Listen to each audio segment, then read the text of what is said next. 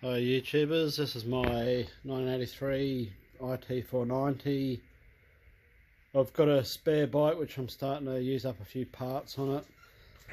As you can see from the last video, I had the crack on the back of the Kickstarter, which I'm probably just going to part the bottom end for now.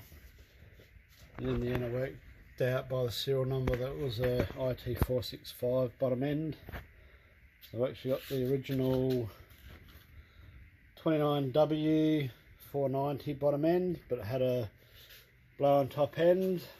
So to get that bit off, the cylinder had some good scratches down it, like just there, you can feel it,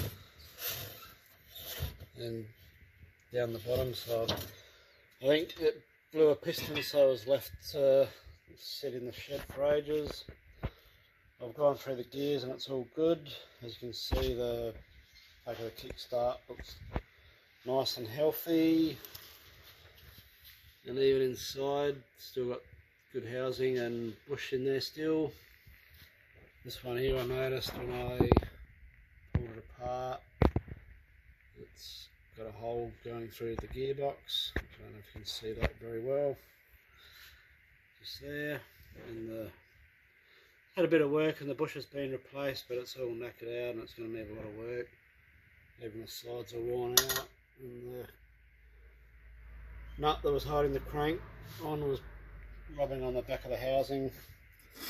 So this was the original clutch cover that was on that bike, I think, because that's been repaired as well. But this one here, I've put the good cover from the engine and put it on that. So I'm just starting to take the clutch off at the moment, and then I'll put the kickstart in the back and then put it all back together, new gasket, and then get to putting the top end on after I clean that up, and then give the whole engine a clean up. So seals don't look too bad. I'm just going to have to take the risk and see if it works. There's no play or anything in it. Apart from that, it looks pretty good. I'd say it hasn't done much work, and I'll give it a try. Thanks for watching. I'll give you some updates as I keep moving with it. Hello again, got some more updates on the IT490 since the last update. Finally got to put the engine in the frame, just loosely at the moment. Got to get out the bolts, the rear swing arm bolt I've still got to take out once I put the swing arm in.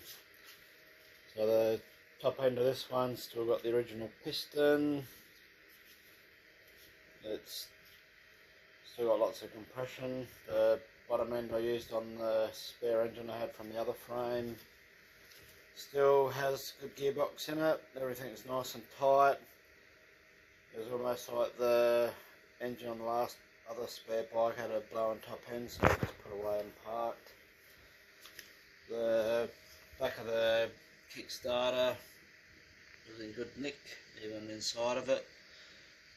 Has no wear and tear, so this engine should be pretty good. It's got lots of compression, so I've still got a fair bit to do on that one. So the next point I want to do is get the rear swing arm done. So I've got the two here at the moment. The top one was from the original bike in the video, and then the bottom one was from the spare one, which had a little bit less wear and tear. So as you can see, it's had a gouge here. This one had the same going up and down, which I've just got back from getting it welded. And also had a mark through there where the top of the brake pedal or the line went through to the back. It was wearing on it. So I've started sanding it. Next bit we're going down to 2000 grit. Just keep going, and then I'll put on the buff and give it a good clean up. So it's coming along, just got new bearings on their way for the front part of it. Yeah, that's probably about it I can tell you. Right, so I've got two exhaust pipes. The black one's the one that was on the bike.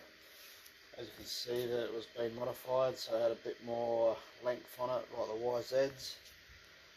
The rusty one's the original one off the other bike, which I don't know whether to clean that up and put that on, because it's got not as much weld marks like that one, and it looks a lot better condition.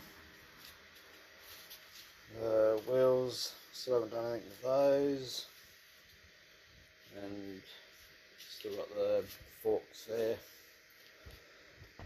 So yeah, that's about it for this update, and I'll keep you posted as I keep moving along, and thanks for watching again.